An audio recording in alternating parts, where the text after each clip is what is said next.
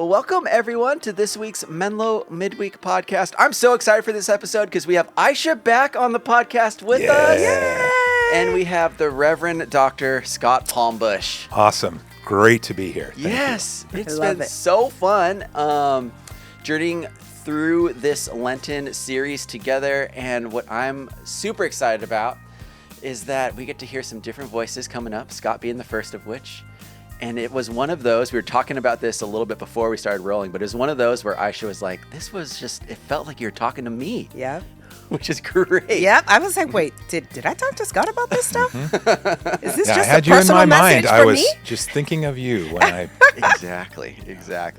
I really appreciated, Scott, just the heart of this talk. I was also hoping that we could start a streak of our whoever's delivering the message singing during the message, but unfortunately, we didn't get that. What? Scott's no Yeah. singing? I know. There is no singing in this message. He's But like, you know, no singing. if I could have, You can. There's always next time, Scott. there's always next time. We'll work on that. Yeah. If we can ever get some '80s rock in there, Practice that's makes perfect. Yeah. That would be awesome. Well, Scott, for those that might have missed it, let's go ahead and jump in to this was our 4th week of our Cost of Connection series as we're headed towards Easter together. Yeah, and we're talking in this particular message about how, in terms of connection, how we choose the best. And so we're looking at the story of Mary and Martha and Jesus coming over to their house. Right. If you'll remember, their brother was Lazarus. They're depicted in the scriptures in different ways and in different times, but this is when Jesus comes over, and there's this is a fairly well-known text for a lot of folks, but we see, just, to summarize it, Martha is getting everything ready because hospitality was a really big thing in that culture, and when a guest came over, you wanted to make sure they felt loved and welcomed, and also, it was just sort of a way of reciprocating the care that you would get from somebody else, and then when your guest is Jesus, that the stakes are really high. Yeah. So she was busy getting everything prepared, and have you ever had that sense when you're doing a lot of work and you see somebody else not doing the work? There's a little part of us, right? We realize, I think I still am a sinful person because I feel feelings that I don't like, but typically,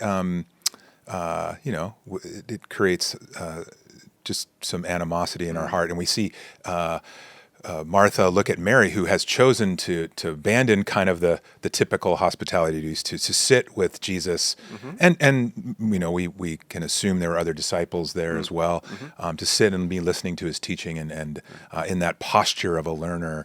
And so she's there learning, and Martha's doing the work, and this is such a relatable experience, right? And Completely. that's what I think that's one of the things I love about this story. And we were talking about this before we started, but everyone can relate to this. Everyone's experienced some form of this, right? And to try to understand what's going on in Martha's heart and Mary's heart, and what Jesus does in that interaction, because Martha. She goes to Jesus, she's not afraid to say, hey, Jesus, this isn't right. Mary shouldn't be there. She should be helping me. And would you kindly let her know that she should be here? And then the turn of the story, because you sort of would expect Jesus to say that, is that Jesus actually says, no, actually, Mary's right where she should be. Wow. And the concerns of your heart are real. And Jesus is very tender, but they're a little out of balance because you're not putting what Mary has put first in your life. And so that's the idea of choosing the better part, is how do we and it's one of the things we get wrong in this story a lot. People will say, well, being is better than doing, or it's sort of anti-work or effort, and that's not at all what Jesus is saying here. And we know that for lots of reasons, but he's really just focusing in on the heart of which you're working matters a ton, and it starts with the right place when you sit at Jesus' feet. Yeah. And so then you can serve with open hands. Then you have the right heart. So that's the heart of the message, and how can we then, in our fast-paced lives, where there's lots to do, not wind up like Martha with kind of a bitter heart, but wind up with our heart in the right place by sitting at Jesus' feet. Yeah. I mean, can I just jump in here? Because course. it just so relatable. I felt like I have mostly been Martha in my life, but there have been moments that I have been Mary, and there have been Marthas around me. And I think when you pray for wisdom, understanding, the next thing you really need to pray for is discernment. Because I think it's the question of discerning, right? Yeah. There is a time for work. Right. Right? There is a time to be busy. There is a time to do the things. But you have to discern the time to sit. And I think because they had seen Jesus heal their brother, Lazarus, it wasn't a question as to whether he was the Messiah, he was the Christ, he was a heal. Like, they knew his greatness. Right. But there was still that, and I come from a very similar culture where, as a woman, you can't have a powerful person, especially a man in your home, and you haven't made sure everything is ready. Right. That is your use, that is your worth, that is what you are on this planet for, right? So I can just imagine Martha going into the programming of the culture. Right. But there was a discernment in Mary that is just, I pray for that every day, right? Where you just know, yes, I'm going to question my culture today. Yeah. I know the culture tells me to do something else, but this opportunity to sit at the feet of the Messiah, I don't know how long he's going to be here. I don't know if he's ever coming to my house again. Right. I'm doing nothing. I am bucking the trend that is expected of me. And I think that there's courage there as well. That's absolutely true. And, the title of this series is The Cost of Connections. And so, we don't think about the cost that Mary paid to sit at Jesus' feet. But, she had, that in the back of her mind, she's going, I should be in the kitchen with Martha. I should be doing this. That she had to overcome those thoughts and that headwind to be able to do what she was doing. And so, that's real. And there was some, what was it in her heart that was so drawn that she couldn't be anywhere else? Yeah. And what was it in Martha's heart that wasn't drawn? Right. Same question. She had the same evidence that Mary did, but she just was so obsessed with culture. Yeah. And I'm not faulting her because I have been Right. to Martha many times. Right. So it really, I read it and I was like, I could see both of their positions. Yeah. That was a great observation. I love that so much.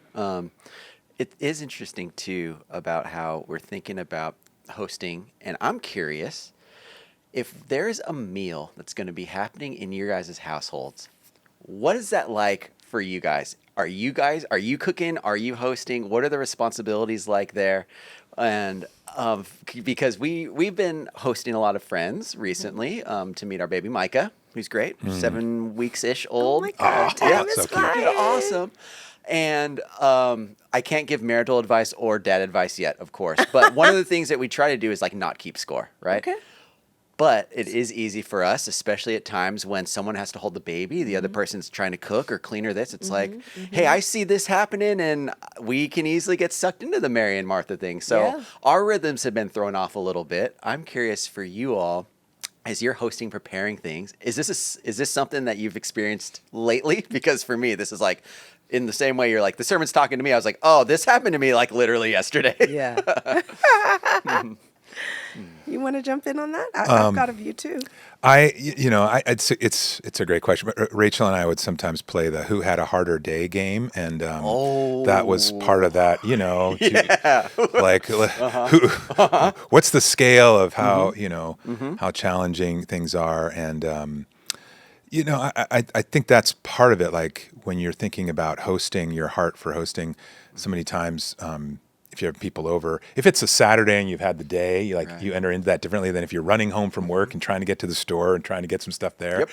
And then it's almost like those people become an imposition to you, right? Yeah. At least until you get things done, and then you can kind of take a breath. And but I just know how my heart enters into those things. Right. And then also, then it's like, how's the communication between Rachel and I on, oh, I thought you were going to get this or that, Yeah.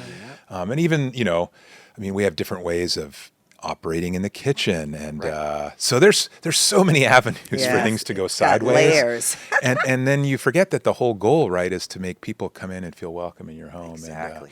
And so it's usually at that point where I dial up my app and go out and get takeout, and I just punt, which they couldn't do in that in the in Jesus' time. But That's so funny. Well, the other thing you have to remember, at least to this particular question of entertaining, is you should be entertained as well. Yeah. So I never look at having people over as service.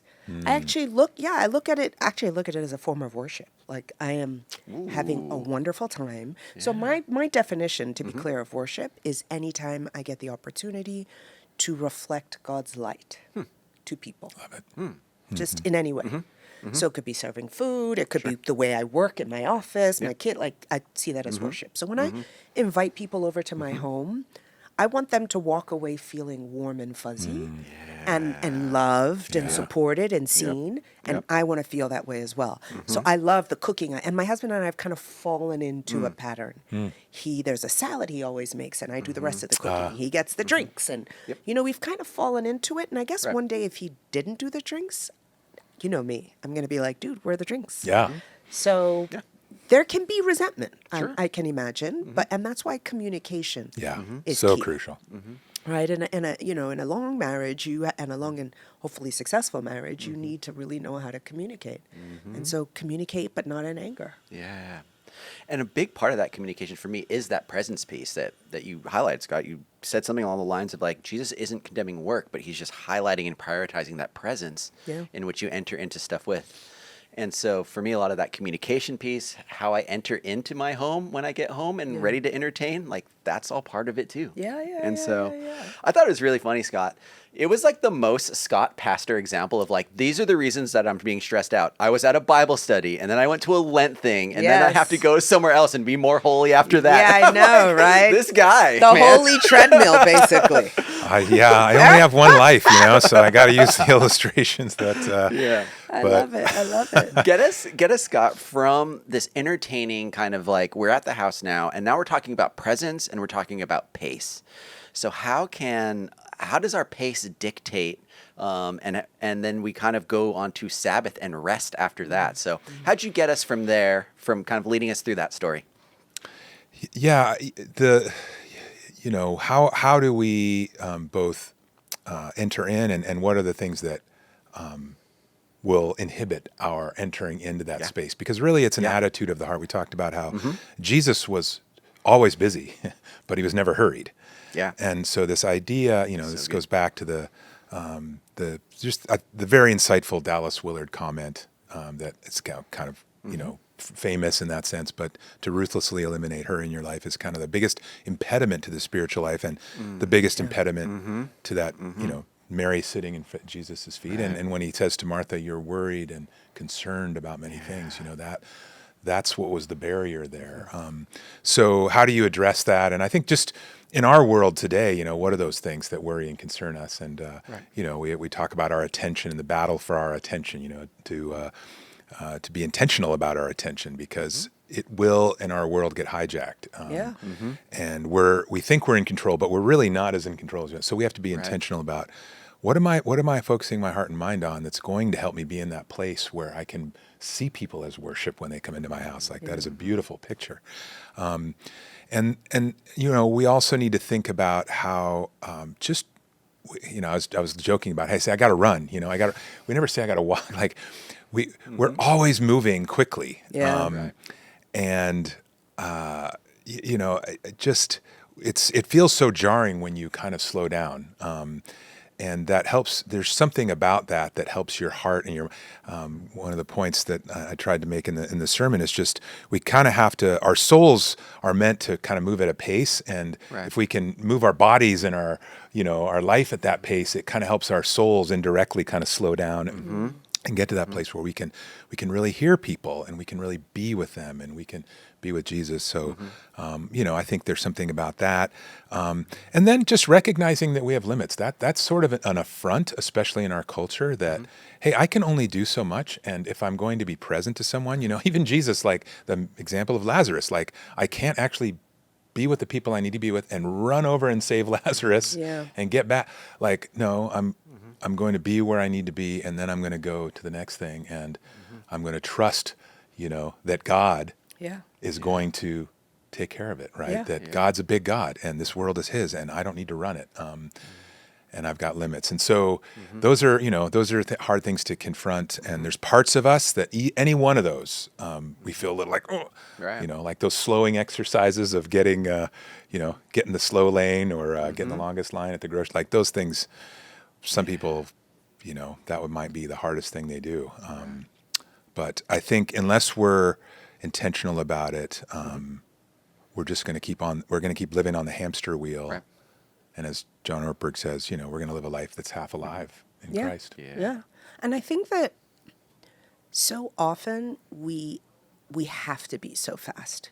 We have to be on the treadmill, because if we slow down, we actually have to sort of take stock of our heart posture. Great. Yep. Great And observation. many times you don't want to Yeah. slow down. If You I don't keep want moving, I don't have to think about what's wrong. Exactly. I don't want to think So about what's true. wrong. I don't want to question I don't want to come to terms with the fact that I have bitterness, or I'm frustrated, or I'm not happy, or I'm not really trusting, or my faith is not where it should be, right? It's very easy to get into the rhythm, go to church, sing, da-da-da-da-da, do this, do that, da-da-da-da-da-da. So true. But when you slow down, that's when you really have the opportunity not only to develop further intimacy with God, but intimacy with yourself. And I think a lot of people are not willing to do that. Yeah. Aisha, I'm curious for you. You balance a lot. Yeah. Mom, volunteer here, entrepreneur, boss businesswoman, all of that. What are some maybe check engine lights that you might experience in your life if like, oh, I notice these things in me in which I need to kind of pump the brakes on a little bit more? Yeah. And what helps you kind of pay attention to those? Yeah. Well, in my case, I'm lucky that I had a bad episode. Oh, about interesting. 8 years. I had a really terrible burnout episode about 8 or 9 years ago, and I ended up in the hospital diagnosed with severe hypertension. Wow. So that was a situation in which I did not yield to rest. That was a forced stop. I was forced. Sounds like I a was, big check engine I light, had been feeling in. I checked in, with all the oxygen and everything on me, Wow. and that's Okay. when I was like, oh, I should have been checking in since. And so, but the beautiful blessing of that awful experience is that I know how to listen.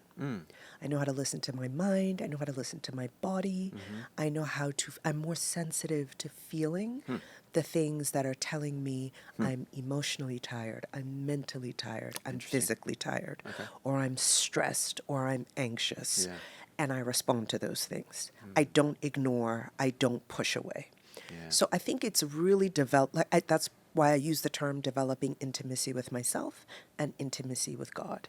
And one of the things I was actually talking about when I was reflecting on Scott's sermon was me saying, I went through this, I've gone through several prayer stages where I'm like, God, talk to me, or God, answer this specific question, or do this specific thing. And I can be really annoying when I'm praying. I'm like, do this, do this, do this, do this, do this. And he just doesn't do it. And okay, what do you want to do? What do you want to do? Answer. No answer. But then I'm like, okay, I hear this voice tell me, stop, just be still and know that I am God, right? And come to me when you are weary. God is my refuge. Like all the promises in the Bible come to my heart. And then I tell myself, stop. Right? But sometimes it has to hit me over the head.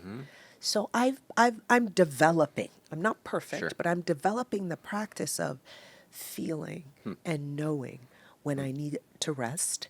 And I also live in a home with 4 other people, 4 men, well, boys / men, and I have to be very in tune with them.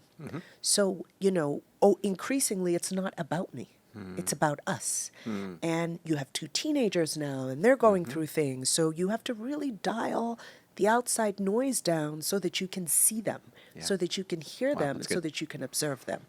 So it's unfortunately born through pain. But, in the previous sermon, Again, I felt like Phil was talking to me. I feel like all the pastors here like get in my head and then they take notes. We're just in your inbox and in your journal. And so, are like, you guys that's where we reading get my our sermon journal? stuff. Yeah. Yep. But the previous sermon, Phil talked about, just suffering and pain and failure and, feeling like, your sin caused it or the sin of your parents caused it. Yeah. And he talked about, a couple of reasons why God may put you through difficult situations. And it could be to refine you, to shape you, to transform the situation for his glory. Like there's so many reasons.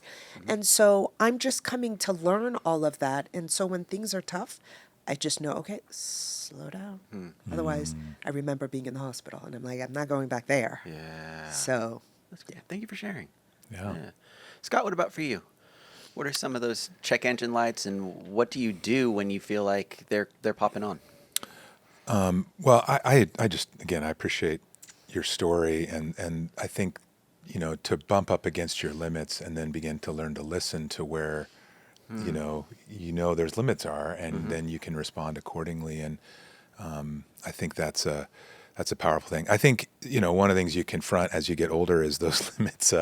Also, for me, are even, more important to listen to. I think I can't muscle my way through things like I used to. And so, when I just have to be honest about how much energy I have or where, like you're saying, you learn to listen. I think that's a beautiful way to put it. You learn to listen to your life, to your body, to your heart, and then surrender it because you can't muscle it anymore. That's kind of what I'd say has been my journey as well. I think we all think we're strong until we're not, and then I think God uses that to get our attention. And I think everybody has a journey of that in some ways. I think for me, that a lot of it's been, I would say, experiences in my life that I didn't have control over. I think you guys know, a couple of years ago, Rachel went through a cancer diagnosis and all that. And, it was kind of one step at a time. Lord, here's the strength I have to do what I can do. And, another beautiful part about that, because we are talking about being connected, is you learn to lean on the community a little bit more too. And I think in our world today, we're taught to kind of keep it to ourselves. We got this figured out, and to say, hey, this is what I can give, and I need help to say those words, and I need a lot of help in those days. And so I think knowing how to listen to your heart, your body, your soul, and then knowing what those interventions are that help, whether it's rest, sleep, Sabbath, these kind of classic practices that help us. I've been on so many retreats where they just say, if when you go off and you got your Bible and you go read, and half the people fall asleep because they're so worn out. They're so tired. And they're like, that's fine. That's what you're supposed to do. But to take that time to sit at the feet of Jesus, to renew your heart and your soul, to be honest about the fact that you need that. I've found that when I do those things, when I'm obedient to that, everything's better. Everything in my life is better. And yet, I would say I still ignore it so much. I go past the red line, and predictably, I'm short. I'm not the person I want to be. Irritable. I'm not even, ironically, we're saying it's not about being productive. I'm way less productive. Yeah. Right. The thing is, we think we're going to be more. So even that, right? So anyway, those are some thoughts on that. Yeah. That's great. And that intersects with being an unhurried friend, right? Allowing that pace of life to slow us down is not only good for us, but it's good for the community at large. It's good for our families and those around us. So, Scott, can you talk a little bit more about what it means to be an unhurried friend and how that hurriedness and love intersect? Yeah, I don't know if I mentioned this in the sermon, but one of my professors in seminary was David Augsburg, and he used to say that being listened to and being loved are so close together that people can't tell the difference. Wow. Yeah. And I think to really listen to people, right, you need to have some space, and And I think, and I talk about my friend Paul in the sermon, but I mean, I've got friends that I love, but Yeah. they're moving, and I know it's like, hey, how you doing? Great, I'm fine, Right. And then there's friends that will grab you and say, no, hey, I got time, I got space here. I'm making room for you to be you, and that is just and it's sad, but it's so rare, right? Yeah. And it's so jarring when it happens that you take notice. And I think, we have these different markers of what it means to be a follower of Christ here at Menlo. And I think the unhurried friend idea is the most unique and most potentially jarring for our culture, because people just don't know what to do with it. Yeah. And yet they're so hungry for it. And I know I am. And so, I find myself in those times when I can tell somebody needs more time, and yet I've got things to do. And this is, again, that tension we feel in our hearts, and you're like sweating because you're like, I got to go to this thing, but I really want to be present to these people. And that's also a little red line on the dashboard, right? Yeah. Like, I have not built enough margin into my life where I can be present to people. And I think beyond just being in a good place internally ourselves, to build some margin in so that we can be unhurried in our. It doesn't mean, again, we're it doesn't mean you have to be, your days have to be, calendars have to be empty, but it's that internal sense of, I have time for you. You matter. I'm, in that sense, I'm valuing you the way Jesus would, so. Can I want to bring a little secular opinion into Please. this. So I think about a decade ago, I read this book called Essentialism. Okay. I think it's The Disciplined Pursuit of Less. Yeah. Have you read it? I'm familiar with the idea of essentialism. Okay. Yeah. So I used to be a baby essentialist. I am now a pro essentialist. Wow. Okay. And essentially, what essentialism is doing less and gaining more. Okay. So it's in a world where you have 1,000 things to do, don't do 900 of them, because the value that you're going to get from the 900, what you can put in, it's just going to tie you up. So give up 90% of those things. Don't do them. Do only the 10%, but the productivity gains that you will get from that 10%, and I'm making up numbers just to give you an idea, will far surpass the one each thing you would have benefited in the 90%. Like with the 10%, you can do 1,000 on each. Yeah. And it's basically saying, stop spreading yourself so thin. And it's like, if something is not an actual yes, then it's a no. If you have to overthink it, then don't do it. Now, it's taking it to the next level. And I read the book because this was before my burnout. I clearly didn't take it in then. Sure. But I was so stressed with work and kids and da-da-da. And I didn't know how to say no. I did not know how. I had struggles with prioritizing, right? And so when I bring that secular knowledge now into being a Christian, we then talk about how Christ calls us to love our neighbors as we love ourselves. And he tells us how love is basically the most important thing. We can oftentimes, as Christians, confuse being loving to being overstocked with activity, right? Which is, you asked me to do this, you asked me to do that, you asked me to do this, you asked me to do that. So if I love, then I need to do all these things for all these people. Well, then the other part is that you don't get to really see each person. So maybe there is a way to love, but love yourself as well. And prioritize. And not all of the 90% of things really need you. Yeah. And saying no, I think as Christians, we get very, we are equating saying no with not being loving. Right. Yeah. And I think that's a problem, because when you say yes all the time, you are not loving yourself and you're not loving that person, because now you're a hurried friend. Yeah. That's really important and profound. And I think that when we talk about the cost again, a cost of connection, that's one of those costs, is I have to say, I can only do so much. It's back to limits, right? And so I have to say no to a lot of things that are interesting and fun. And I'm kind of a little bit of a, I just love there's so many things I love and think about, and so to narrow is hard for me. Some people don't have that same, kind of challenge. There's different costs there, but to say, yeah, I'm going to intentionally kind of keep my life simple, so that I have margin, so that I have space, so that I can do those things and be the kind of person I want to be. And I think the idea of loving and being available, the trick there is, right, like if like you said, you equate love with doing lots of things, and to say no feels unloving. Right. And sometimes I think that we need to flip that, right? No can be the most loving thing you can say. And and that's a trick in our brain to say, I'm going to say no because that's actually going to enable me to love more. And I've heard somewhere that anytime you say yes to something, you're borrowing on the future. I like that. You're making obligations in the future that you're going to have to meet.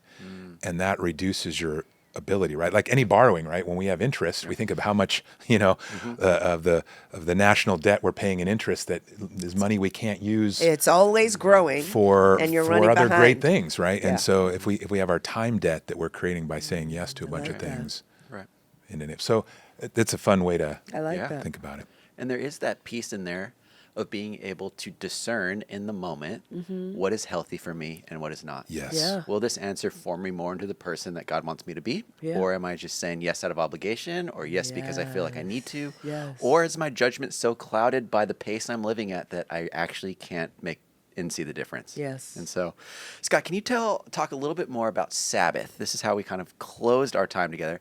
What is it for someone that might not know? Is it not being able to get in the elevator on Sundays? Because that, that's a Sabbath thing for some people. I don't know. Or, so like, what is it, broad scope? And then what does it mean for us today? What can a version of Sabbath look like if someone wants to try this out, let's say this week? Yeah, it's a great question. So Sabbath comes from the creation story where God created the heavens and the earth, and then on the seventh day he rested, which is amazing to think about. The Lord of the universe, God himself, decided that was a good thing to do. Wild. Yeah. And then embedded in the creation created in the image of God, we were created with that limit that we need to rest. And one of the most obvious ways that's built into who we are is we have to sleep at night, right? Yeah. We half of our life, right, is spent sleeping. Our body has to have that sleep to function. And so spiritually, if you take that analogy, we need we work the other 6 days, and the seventh day we are just meant to rest. Now, over time, there's been a lot of thought about that. There, the rabbis and the Hebrew people, they got to the point where, how, can I walk up a flight of stairs? Is that working, or am I really resting? Became legalism around that, and so it became less about resting. And then Jesus comes in to challenge that, right? And says the Sabbath was meant for you to rejuvenate and to become into worship. So the idea with Sabbath is we're meant to step back, and we're meant to do things that we enjoy, and primarily to worship, to remember that God is the Lord of everything and has given us so much, and so to practice gratitude and joy, and to have that day. So, I think both of those things are crucial to it. So, the Sabbath traditionally was sundown on Friday to sundown on Saturday. Sundown on Saturday. When Jesus came, he was resurrected on the third day, Sunday. So we typically celebrate that Sabbath on a Sunday. We call it worship. But I think the principle at work here is the most important part, and that is that we would take at least a period of time to reset, to put work down, which in our connected world is so hard to do. I just want to reiterate, that's blessing and curse of being connected all the time, is how can I actually, not without being legalistic, actually disconnect and be restful. And I think Sabbath, the principle of Sabbath rest also floats into, periods of time during the year where I take a longer break. And, Oh yeah, that's good. That's a good but point. it's a limit we were created with in our lives for the sake of, I think, giving God glory and being who we're meant to be. So, What are some things that helps Scott disconnect from the things that are pulling you towards connection and connect with God? Yeah, there's a great line from Chariots of Fire. You know, when I run, I feel God's purpose. If you've ever seen that, he's talking about. And I think doing the things that you love to do, I think it's a great way to celebrate Sabbath. I think being with people that you love. I think family, friends, doing things that give me energy and joy are really a big part of that. You know, for me, sometimes I just love to sit and have a cup of coffee and read and let the day kind of unfold. To me, that is relaxing. I try to always have some kind of activity with Rachel, or my kids are around, or a friend. And also exercise for me, that connecting with my body is a big part of that. So those are some things I do. And just enjoy a nice meal. Sure. It doesn't have to be big, but I try not to look at my computer. Right. I try not to do work things. That's kind of. Aisha, what about for you? Very similar. I'm not good with not looking at my phone. Yeah, it's so hard. My phone is my primary work instrument. But I am pretty good at, I'm almost religious about wanting to come to church every Sunday for myself and for my family. Coming to church is actually my fuel for the rest of the week. It's a great reset for me. It's a great reminder of why I'm here, how I got to be here, and what I'm supposed to be doing. I see coming to church as like a celebration. And so I'm always pumped when I leave church. And of course, as you know, I serve before, I go for the service itself. And so just even standing outside in front of Info Central, smiling at people, chatting with kids, asking people if they have questions, if they're first-time visitors or whatever. For me, as I said, all of that stuff is a form of worship. And then I go into the service to actually worship. Right. My kids go, one's in middle school ministry, one's in high school ministry. And, we all talk about what we learned, go home, make lunch, eat, and then we just rest. And for me, that is just wonderful. Yeah, that's great. It's wonderful. Yeah. Peaceful. I think each person has their own things that will point them to feeling connected with God and to spend time. And sure, like there are probably helpful lists that are out there right now where you can Google like what does Sabbath mean and what are some practices. But I think that intentionality piece that you talked about, Scott, and just the indicators that you talked about, knowing yourself and knowing your own limits, that will point you to intentionally spending time to feel connected with God, whether that's through people, whether that's through a practice of going to church, whether that's through exercise or getting outside. So this is all great. My challenge to those that are listening is do that this week. Schedule a time in your calendar. If you're on your phone and need a time in your calendar, schedule a Sabbath. Yeah. Start with an hour. Yeah. Start with 30 minutes. Start with whatever time you can. Yeah. And just try to slow down. And maybe even meet up with someone and say, "Hey, I've made this time for you. Yeah. Let's That talk. would Be an be unhurried amazing. friend. Let's Yeah. talk. Be an unhurried Be a friend. Yep. Yeah. Well, Aisha, thanks so much for coming on, as Thank you for always. having me. Scott, thank you. Yeah, This was my fun. pleasure. Always fun. Yeah, Love it it. is. If anyone has any questions or want to encourage or need some encouragement, you can text our team, 650-600-0402. We've got a lot of things happening between now and Easter. Check out For the Bay 5K. Yeah, I'm That's gonna be happening there. soon. That's Scott's right, going to be that's there. Trying to. Running I'm gonna along. walk more than run, but Yeah. Walk, run. So again, if you love being outside or you love being around people or you need an intentional 30 minutes where you can walk next to someone in the 1K and say, hey, let's walk together and talk. Yeah. Great opportunity to do so. So head over to Menlo.church for that. Everyone have a great week and we will see you soon. Bye. Bye.